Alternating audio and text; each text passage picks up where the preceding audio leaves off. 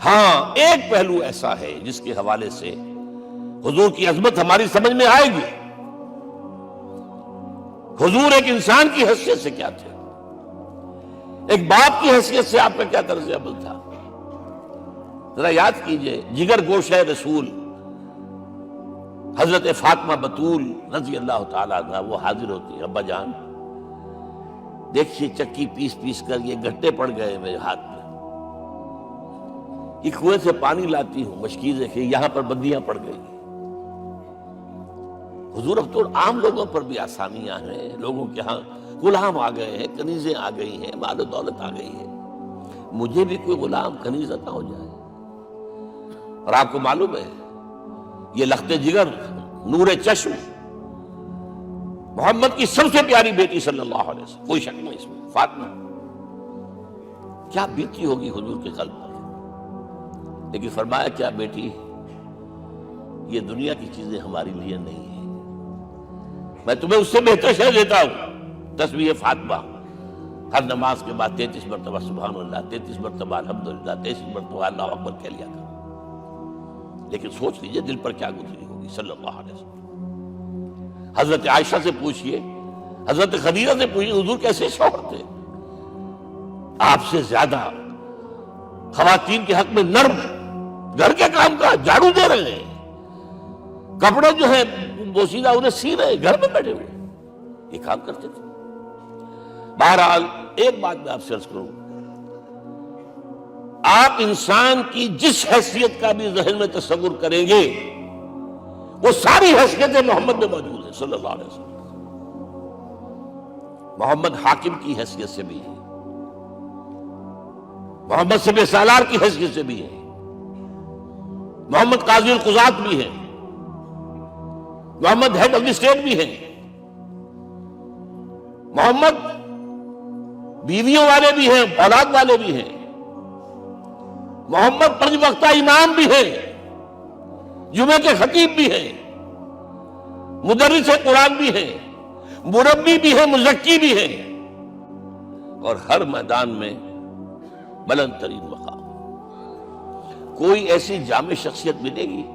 ہمارے ہاں تو حال یہ ہے کہ جو خطیب صاحب ہوتے ہیں وہ 5 وقتہ نماز کیسے پڑھا سکتے ہیں؟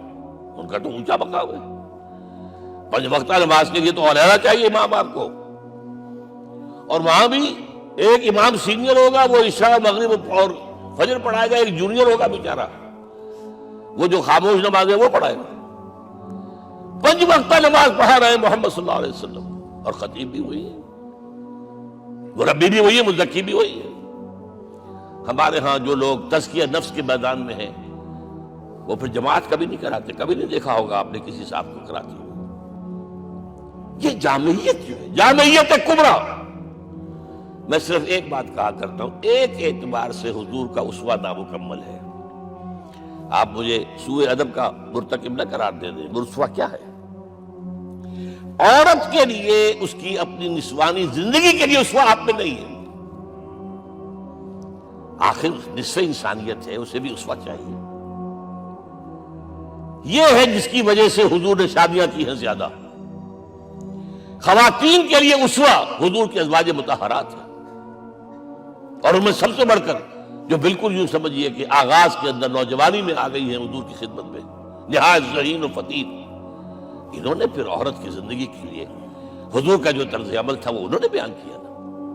اس لیے سورہ احزاب کے اندر اس کا تذکرہ ہے، جہاں یہ آتا ہے لقد کان لکم فی رسول اللہ اسوۃ حسنہ، وہیں پر یا نساء النبی لستن کاحد من النساء، اے نبی کی بیویوں تم عام عورتوں کے مانند نہیں ہو، تمہیں تو اسوہ بننا ہے امت کے لیے.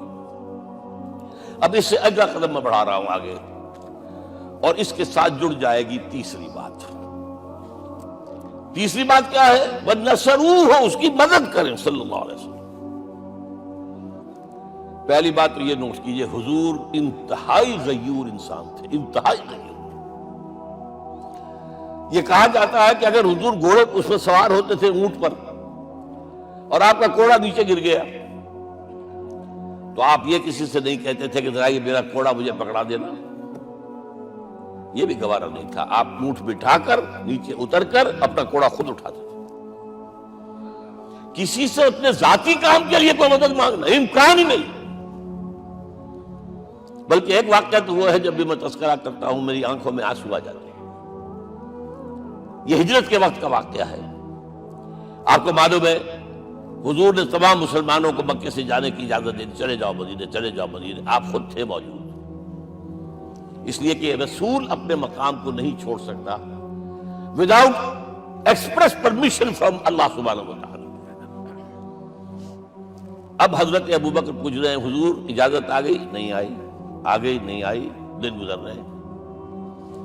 حضرت عائشہ کی روایت ہے ایک روز ہم نے دیکھا دوپہر کے وقت آ رہے ہیں حضور، کپڑے سے اپنا سر جو ہے ڈھانپا ہوا ہے.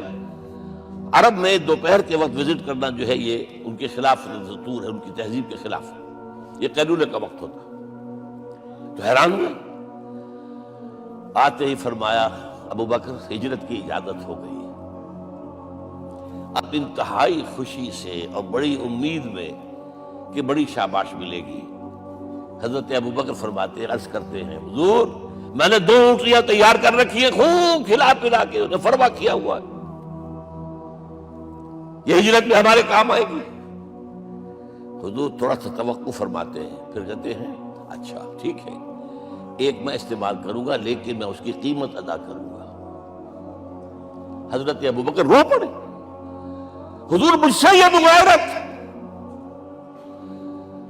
سائے کے تناب کے ساتھ رہنے والا، اس سے یہ مغایرت، ذرا سے اشارے پر اپنی کم سن بیٹی پیش کر دی نکاح کے اندر، اس سے یہ مغایرت.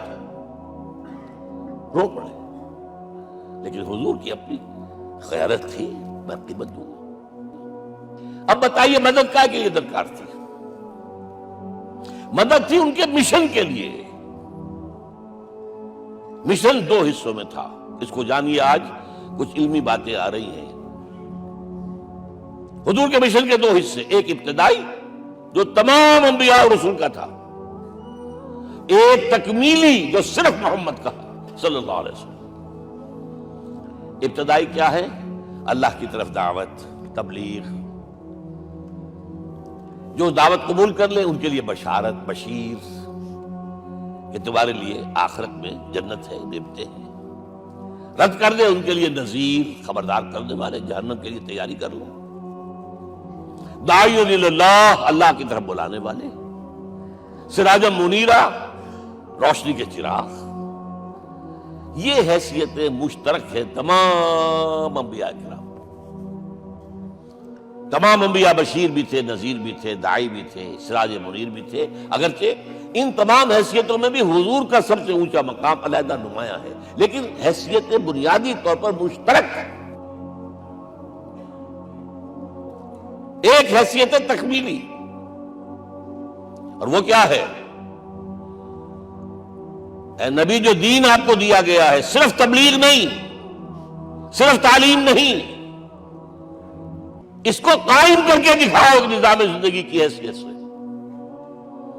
3 مرتبہ قرآن میں یہ الفاظ حضور کے لیے آئے ہیں، هو الذی ارسل رسولہ بالہدی ودین الحق لیظہرہ علی الدین کلہ. 3 دفعہ سورہ توبہ میں یہ الفاظ آئے، سورہ صف میں یہ الفاظ آئے، سورہ فتح میں یہ الفاظ آئے. وہی اللہ جس نے بھیجا ہے اپنے رسول کو صلی اللہ علیہ وسلم، الہدا قرآن حکیم، ہدایت کاملہ، اور نمبر 2 دین حق. یہ 2 چیزیں دے کر بھیجا. کس لیے؟ تاکہ اس دین کو غالب کرے پورے نظام زندگی پر. یہ معاملہ ذرا سوچئے. اور یہ حضور کے لیے 3 دفعہ، اور کسی اور نبی کے لیے 1 دفعہ بھی نہیں. قرآن مجید کے اس نقطے کو ذہن نشین کر لیجیے.